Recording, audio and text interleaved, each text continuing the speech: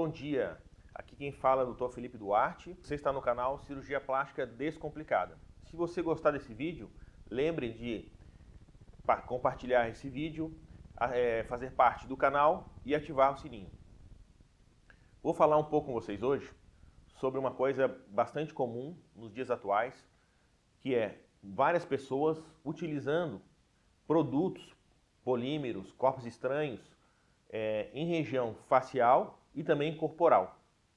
Isso vem acontecendo em função de vários profissionais que não são da área da medicina, com pouco conhecimento da área médica, se sentem muito encorajados em fazer esses tratamentos e muitas vezes causam bastante sequelas nos pacientes e acabam que esses problemas acabam vindo para nós médicos resolver não só um problema estético, mas um problema reconstrutivo, reparador, um tratamento de uma sequela. Então, vou colocar aqui alguns casos mais comuns nos meus últimos meses de atendimento e colocar os princípios do que está acontecendo de errado. Atendi recentemente uma paciente que colocou um fio de PDO no nariz para como fosse um tratamento estético de rinoplastia por um profissional não médico. Qual foi o problema disso? O problema número 1, que não existe literatura médica sobre esse tratamento, então a pessoa tem feito isso basicamente de estímulos de vídeos de Instagram ou da própria cabeça desse profissional. A paciente tinha desvio de septo nasal, ou seja, o fio de PDO, além de não corrigir o problema funcional, ele causou uma piora, entortou o nariz da paciente. E a correção foi muito difícil, com muita fibrose e com alto risco de causar uma necrose da paciente ao tentar corrigir o nariz da paciente. E graças a Deus a gente conseguiu fazer e deu tudo certo, mas foi uma coisa bastante difícil. Uma segunda paciente também utilizou ácido hialurônico no nariz para fazer uma rinomodelação. O produto está ok, é uma técnica realmente que existe. O grande problema é que a pessoa que fez não sabe da indicação. Ou seja, aquela paciente já tinha o nariz hiperprojetado, já era um nariz com muita projeção, e ela colocando ácido hialurônico deixou o nariz ainda mais projetado, ou seja, um erro de indicação. Utilizou o produto correto, mas indicou mal. E aí também bastante trabalho para a gente fazer essa correção, porque muito daquele ácido hialurônico se penetrou na pele da paciente, e isso faz com que a gente tenha que raspar com a tesoura a pele, também causando bastante risco de necrose desse nariz. Ou seja, transformou um problema simples num problema bastante complexo para ser tratado aí como uma rinoplastia secundária. Também temos tido bastante casos de polímeros na face, principalmente o polimetilmetacrilato, o PMA, e por isso a gente tem hoje aqui um convidado da gente no canal, o Dr. João Vilela, que é um cirurgião de cabeça e pescoço, que vai dar a visão dele sobre esse problema também.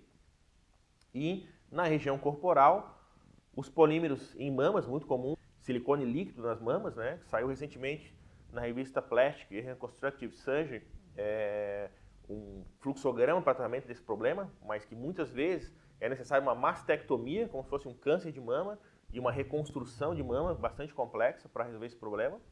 E também o uso do PMA, que segue sendo muito usado em glúteos, causando vários problemas e que também exige depois uma reparação muito complexa, muitas vezes tendo que ressecar grande quantidade do glúteo, colocar prótese silicone e fica com cicatrizes extensas na região do glúteo e das costas.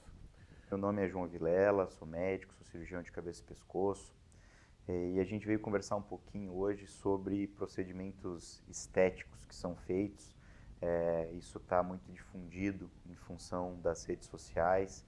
Temos diversos profissionais com informações muito diferentes fazendo esses procedimentos estéticos e esses procedimentos estéticos muitas vezes têm um resultado com malefício, não só a situação estética, mas funcional do rosto do paciente.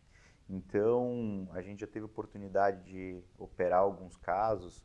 Normalmente a gente faz a cirurgia em conjunto com a cirurgia plástica. O PMMA, ele pode produzir verdadeiras tumorações, que são reações granulomatosas, né? É algo benigno, mas que isso invade estruturas profundas da face do pescoço. E nós temos diversas estruturas na face e no pescoço que são nervos que mantêm movimentação e mantêm a funcionalidade facial. através da continência do lábio, que a pessoa possa comer e não ter perda de líquidos ou perda de alimentos quando está mastigando e quando está engolindo, a movimentação da musculatura facial. E quando a gente tem um procedimento que ele é feito de maneira não adequada, isso pode trazer para o paciente o risco estético, é claro, de não chegar no resultado que ele planejou, que ele pretendeu previamente, mas também pode causar problemas como disfuncionalidade, necrose, má movimentação da face. E tudo isso gera um trabalho muito grande na hora da correção cirúrgica. Por quê? Porque essa região ficou com fibrose cicatricial, então você tem mais dificuldade na hora de fazer a cirurgia. Aumenta a possibilidade daquela pele morrer quando a gente faz a cirurgia, porque pode causar algo chamado necrose. E tanto funcionalmente quanto esteticamente, esse paciente vai ter uma correção muito difícil, com um possível prejuízo à vida desse paciente, uma sequela, eventualmente até permanente.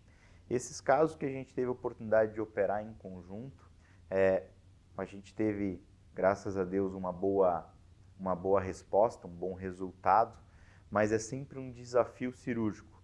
E um paciente que previamente era rígido. Então, o que a gente sempre recomenda é que a avaliação com um profissional médico treinado, com formação na área, ela vale muito a pena, porque é um profissional que realmente dedicou tempo de estudo e anos de formação para conseguir fazer essa construção desse conhecimento. No caso que a gente fez, que foi o maior caso que a gente operou até agora, houve uma utilização do PMMA em grande quantidade na região malar do paciente bilateralmente. Então houve a necessidade de a gente fazer incisões faciais grandes dos dois lados do rosto para a ressecção completa da lesão, prestando atenção nos ramos do nervo facial, que é um nervo que está saindo abaixo da orelha e se dividindo em 5 para fazer a movimentação dos músculos do rosto. E a gente dissecou os nervos, preservou os nervos, soltou a lesão e fez um processo reconstrutivo para essa face não ficar caída pós-ressecção. Então, muitas vezes o paciente acaba sendo submetido a uma cirurgia muito maior do que seria necessária para a correção estética e com possibilidade de perda funcional. Então, o que a gente recomenda sempre é que o profissional adequado seja procurado para uma avaliação para um possível procedimento estético, um profissional que tenha de fato treinamento e não feito somente um cursinho de final de semana e saiu optando por divulgar um trabalho que não tem fundo técnico de fato para ser exercido.